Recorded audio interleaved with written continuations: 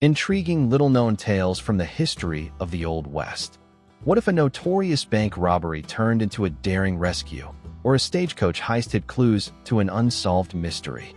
Today, we're peeling back the dusty layers of history to reveal 5 astonishing stories, each one more unpredictable than the last.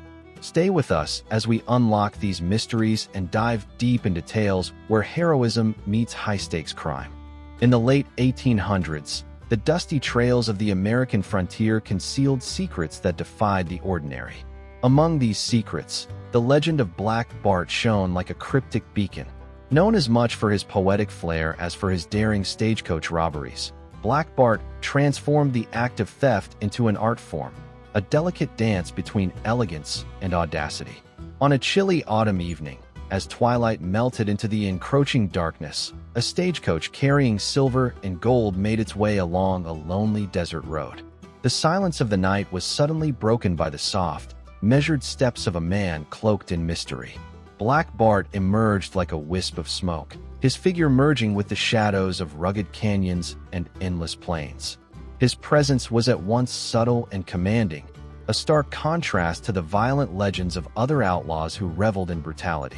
Bart's approach was methodical. He waited patiently in the arid silence until the stagecoach slowed to a crawl, as if nature herself had conspired to set the stage for his arrival. With practiced precision, he dismounted with a calm that belied the danger of the moment. His eyes, reflecting both wit and mischief, scanned the scene as he carefully orchestrated what would soon become another chapter in his storied career. As the passengers cowered in anxious silence, Black Bart stepped forward, not with a weapon raised in menace, but with a quiet confidence that spoke of a different sort of power. In a deliberate and almost theatrical gesture, he pulled from his vest a small notebook and a stub of a pencil. Before the startled onlookers could react, he scribbled a few cryptic lines on a scrap of paper, leaving his poetic signature on the very air of that tense moment. The verses, elegant and haunting, hinted at a deeper narrative beyond the simple act of robbery. They captured the paradox of his existence, a man who operated outside the law, yet who carried an undeniable grace in his every move. The stagecoach was relieved of its valuables with a deft efficiency that left no room for panic or bloodshed. Black Bart, as if in a fleeting moment of artistic inspiration, regarded his handiwork with a gentle nod. The words he had left behind were not merely a signature. They were a story, a message woven with layers of meaning, a testament to a life lived on the razor's edge of risk and beauty.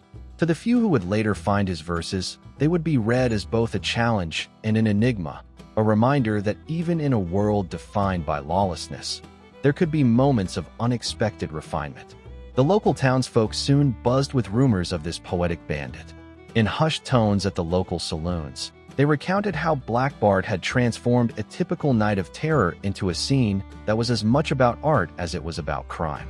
His method was as unconventional as his persona.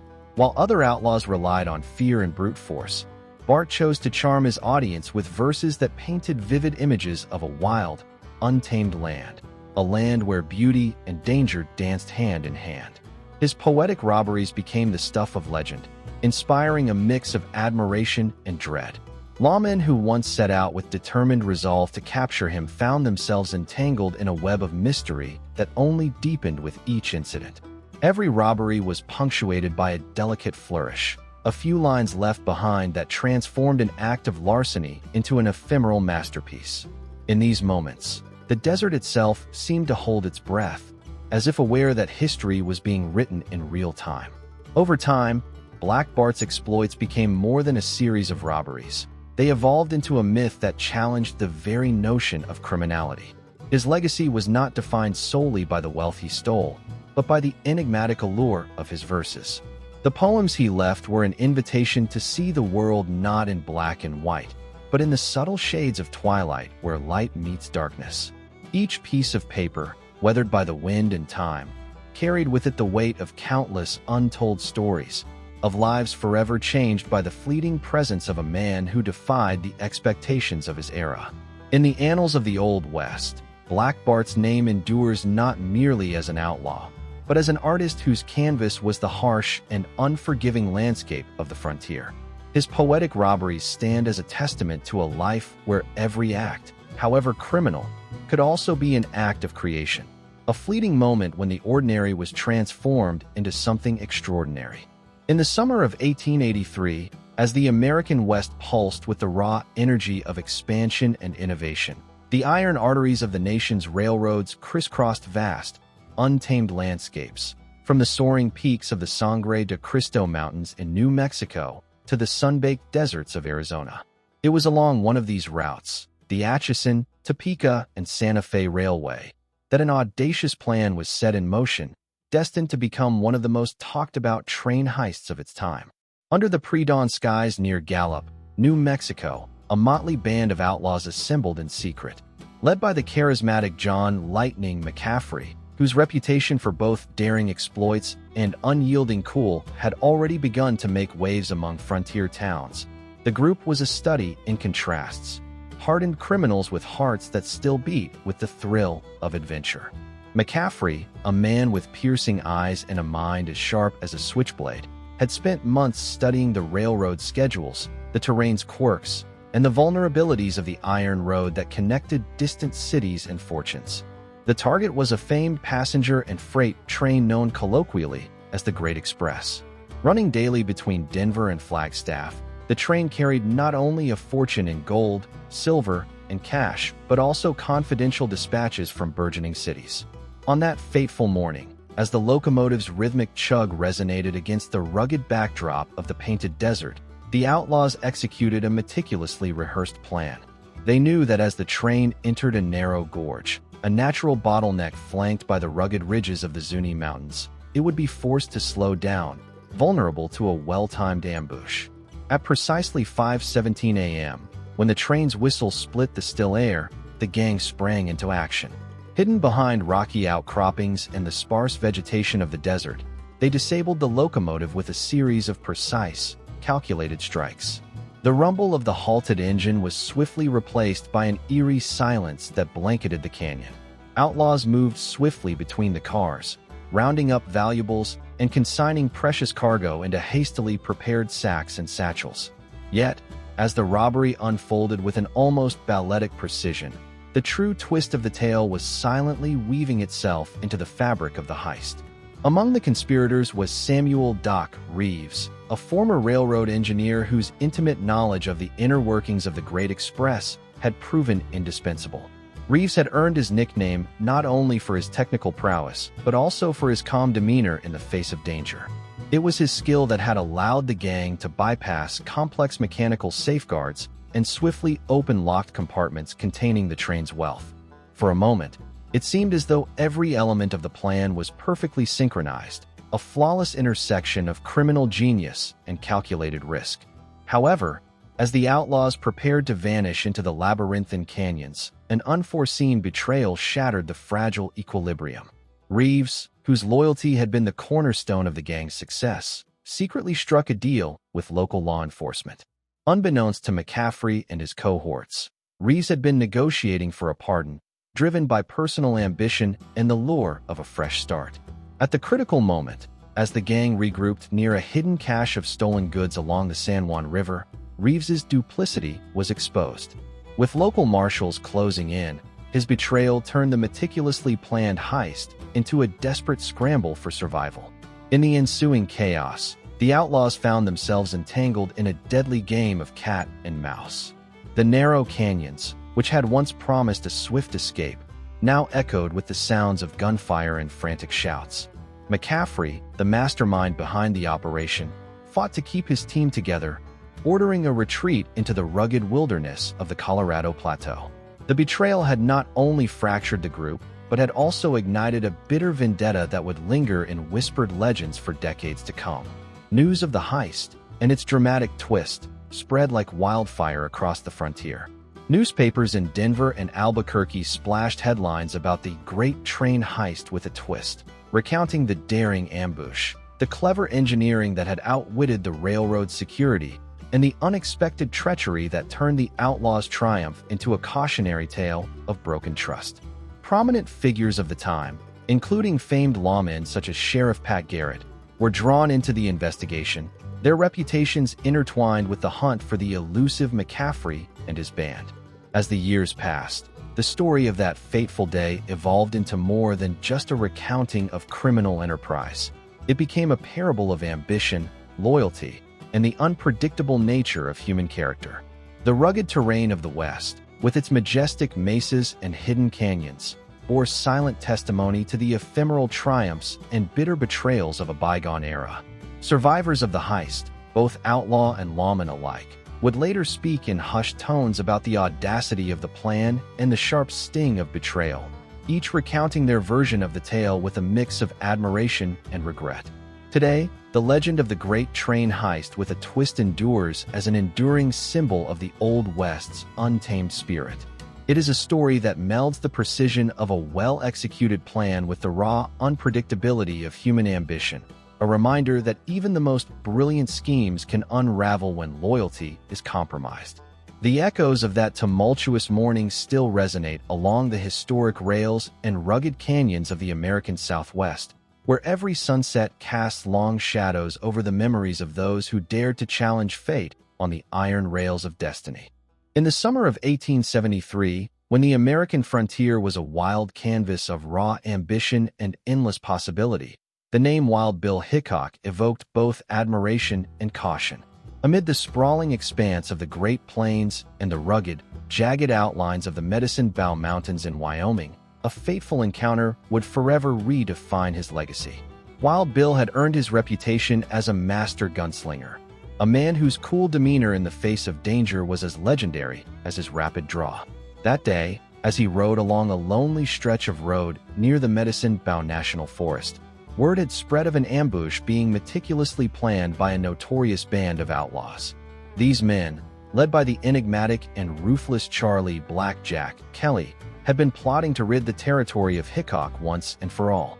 They chose a narrow canyon, its steep, rugged walls carved by millennia of wind and water, as the perfect setting for their trap. At dawn, as the pale light of early morning struggled to break through the lingering mist, Wild Bill's senses were on high alert. The canyon's eerie silence was a stark contrast to the familiar clamor of a frontier town, yet it resonated with a subtle tension.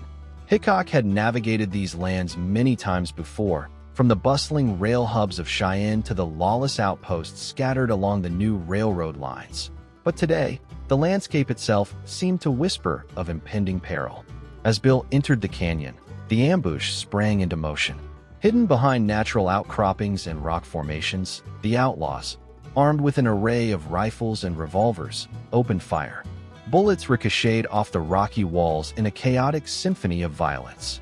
In that critical moment, Wild Bill's instincts kicked in.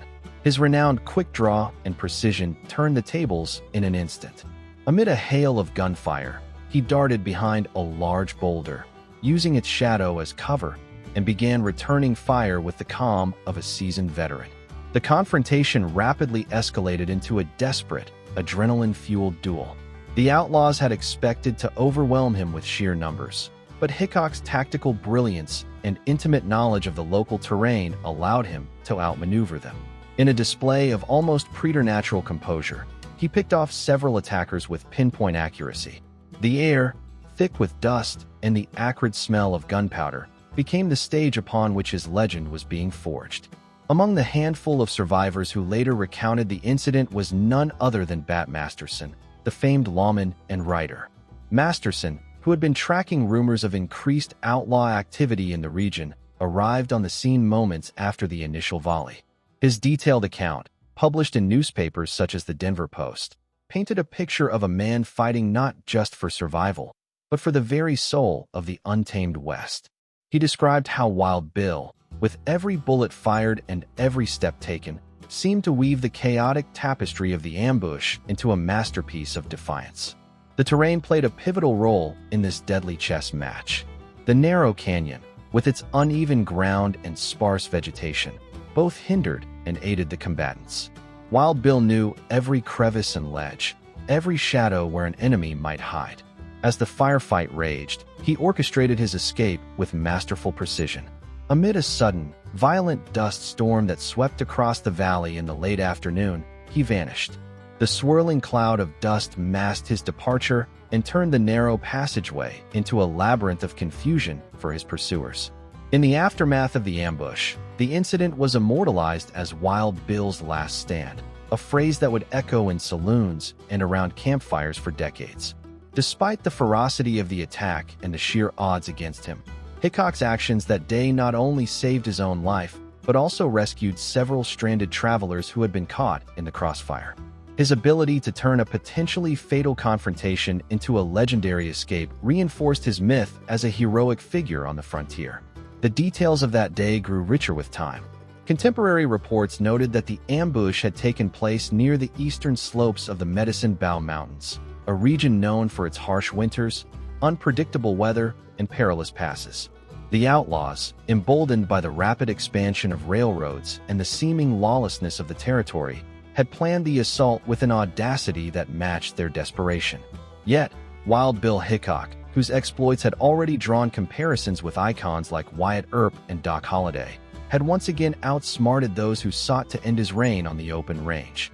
Local law enforcement, spurred into action by the chaos, scoured the canyon for any trace of the embattled gunslinger. They encountered only the ghostly silence of a land that had witnessed an epic battle, a silence broken only by the whisper of the wind over rugged rock and the distant murmur of a stream carving its way through ancient stone. The ambush left behind a legacy of both triumph and tragedy, a stark reminder that in the volatile world of the Old West, the line between victory and defeat was as thin as a bullet's path. Over the years, historians and enthusiasts have pieced together accounts of that fateful day. They highlight not only the raw skill and unwavering courage of Wild Bill, but also the complex interplay of loyalty, ambition, and betrayal that defined the era. Names like Bat Masterson and Charlie Blackjack Kelly have become entwined with the narrative, each adding layers of intrigue and authenticity to the story. The event, set against the backdrop of a rapidly modernizing yet still dangerous frontier, encapsulated the spirit of a time when every sunrise brought new risks and every sunset left scars on the land and its people. Today, the story of Wild Bill's last stand endures as a beacon of the indomitable human spirit, a tale of one man's ability to harness the very essence of the wild, transforming a deadly ambush into a legendary escape. The rugged landscapes of Wyoming, with their enduring canyons and towering peaks, still guard the secrets of that day. And as modern explorers traverse these same trails, they carry with them the whispers of a bygone era, a time when heroes were made in the heat of battle and legends were born out of defiance against overwhelming odds. In the simmering heat of a late August afternoon in 1878, Dodge City, Kansas, was alive with the pulse of a frontier on the move. Along the well-trodden Santa Fe Trail, a lifeline that threaded through the vast Great Plains and carried passengers, mail, and precious supplies, stagecoaches were a symbol of progress. Yet, on one such journey, destiny would bestow an unlikely herohood upon a humble guard whose cunning would forever alter the town's lore. Thomas "Tom" Callahan was no celebrity. He was a simple, steadfast stagecoach guard with a reputation for quiet diligence. Stationed at the busy transit hub near Dodge City's bustling Boot Hill, Tom's daily routine consisted of checking wagons, keeping watch for potential trouble, and ensuring that every precious parcel reached its destination. Though he had never aspired to glory, fate had other plans when a notorious band of robbers set their sights on his stagecoach. The Outlaws, led by the infamous Cole "Red" Merrick, a name whispered in both awe and dread across the territories, had terrorized the region for months. Merrick's gang, known for their ruthless ambushes along the rugged stretches between Dodge City and the railheads near Fort Hays, had earned a fearsome reputation. They were well organized, striking with precision and disappearing into the sprawling arid landscape before any help could arrive. On that fateful day, as the stagecoach lumbered along a dusty trail just a few miles east of Dodge City, the robbers made their move. The coach, laden with valuables including a shipment of gold dust and vital correspondence, was an enticing prize for Merrick and his crew. Concealed behind a rise of scrub oak and mesquite, the bandits prepared to intercept the coach, anticipating an easy score. However, Tom Callahan, ever vigilant, had sensed that something was amiss. Hours earlier, as he had walked along the route inspecting the coach's wheels and checking the rigging, Tom noticed subtle signs of disturbance, a set of tracks too fresh to be those of common livestock, and a faint rustle among the desert brush that did not belong. Trusting his instincts, he doubled his watch and readied himself for the worst. As the coach slowed to a crawl on a treacherous, winding segment of the road, the ambush unfolded. Shouts rang out and gunshots shattered the calm as Merrick's gang surged from their hiding spots. But instead of succumbing to panic, Tom Callahan's years of careful observation and intimate knowledge of the land kicked in. With a cool resolve rarely seen in men his age, he quickly assessed the situation. The stagecoach, though a prize target, was not defenseless. Tom had long familiarized himself with every nook and cranny of its build, knowing the layout of its compartments and the placement of its emergency defenses. As the first bandits broke cover, Tom expertly maneuvered himself to the rear door of the coach, where he had secretly stashed a heavy iron tool, a relic from his earlier days working on railroads. With this improvised weapon in hand, he initiated a countermove that would confound the assailants. In a swift and calculated action, Tom hurled a piece of loose timber from the coach's exterior towards the advancing outlaws, creating a momentary barrier that caused confusion and disrupted their formation. At the same time, he signaled to the coach driver, a seasoned man named Jedediah "Jed" Walker, who had been his partner on countless journeys. Jed, understanding the unspoken command, veered the stagecoach onto a side path that led toward a narrow, rocky ravine, a natural choke point known only to those who frequented these rugged trails. Caught off guard by the sudden change of course and the unexpected resistance, Merrick's gang hesitated. In that critical moment of uncertainty, Tom used the terrain to his advantage. He directed the passengers to lower the coach's windows and fastened himself to a secure post near the door, all while the attackers scrambled to reorganize. His calm, methodical approach under fire sent a clear message. This was no ordinary guard. The bandits' assault soon disintegrated into chaos.